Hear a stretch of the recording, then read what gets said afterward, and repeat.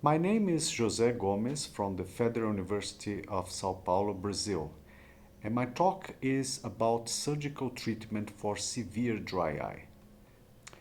As we know, dry eye disease represents a wide spectrum of ocular surface alterations, from the mild cases in which patients have very mild symptoms and signs to the most severe cases with complete keratinization of the ocular surface. Of course, treatment follows the level of severity, starting from clinical treatment to the most severe cases in which we need additional therapy as the surgical treatment. And this includes tarsorrhaphy. Tarsorrhaphy can be temporary or permanent, and also can be partial and total, and is very useful in some cases of severe dry eye. Other procedures include some types of transplantations. Amniotic membrane transplantation can be used to improve the health of the ocular surface. And not only that, but it also decreases inflammation, so can be used in most of the severe cases of dry eye.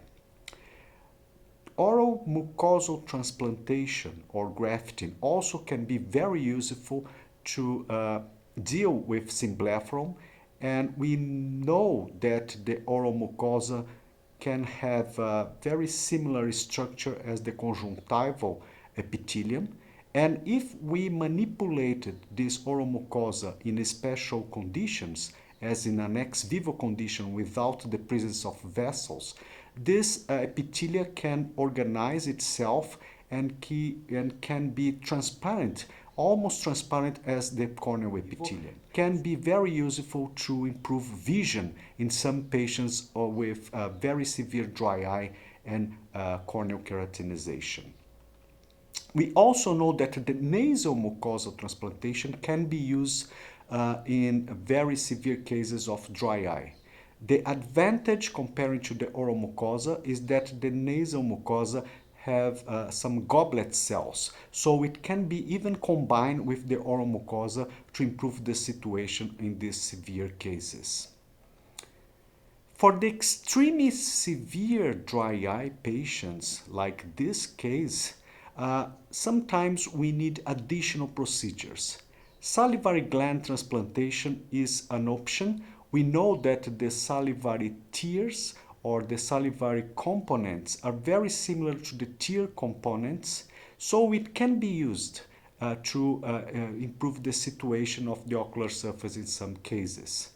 The technique is not new. It was first proposed by the Russians in the 50s, but then Murubi from Spain and Gerling from Germany also improved the technique using the submandibular glands transplantation. More recently, Murubi also proposed the minor salivary gland transplantation.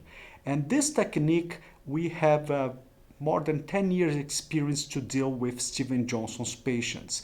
And our first report we published in BJO a few years back. We made some changes in the original Murubi's procedure, as we remove a very thin layer of the oral mucosa that can be used to replace the symblepharon area or to deal with the symblepharon, and then we place and suture the salivary gland in the superior and inferior fornix. With this procedure, we improve lubrication in more than 70% of the eyes, and we also improve the conditions of the ocular surface. Transparency, neovascularization, symptoms, and even vision, because we improve the keratinization by giving or replacing some of the lubrication of the ocular surface. So here you can see a few cases pre and post-op, how the condition improves after we do the salivary gland transplantation. We also know that these glands stay in place and functioning even years after the surgery, as we published 2 years back in Cornea Journal. It's very important to consider visual rehabilitation steps for the most severe cases that involve the ocular surface. So in our algorithm, we put the surgical treatment, including salivary gland transplantation, before deal with the total limbal stem cell deficiency, inflammation, and corneal opacification. So here is a typical case of ankyloblepharon, severe dry eye in Steven Johnson's patients, in which we perform salivary gland transplantation, then limbal transplantation, then penetrating keratoplasty together with tarsorrhaphy, and this patient is keeping a very good vision 20-60 years after the procedures. So it's very important to deal in a stepwise manner to improve vision in these very severe cases. When nothing works, then we have the option of Capro. The most common Capro is Capro Boston type 1. And what we changed in our approach for these cases is to do the salivary gland transplantation and oral mucosa to prepare the ocular surface to have the Capro Boston type 1, which we know that is not very good for very dry conditions.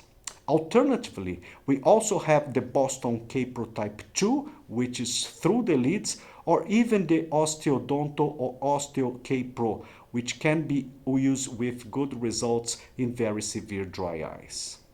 In conclusion, treatment of severe dry eye includes different modalities of surgical procedures of the lids, conjunctiva, and other mucosas, and is indicated when conventional treatment fails to maintain appropriate lubrication of the ocular surface.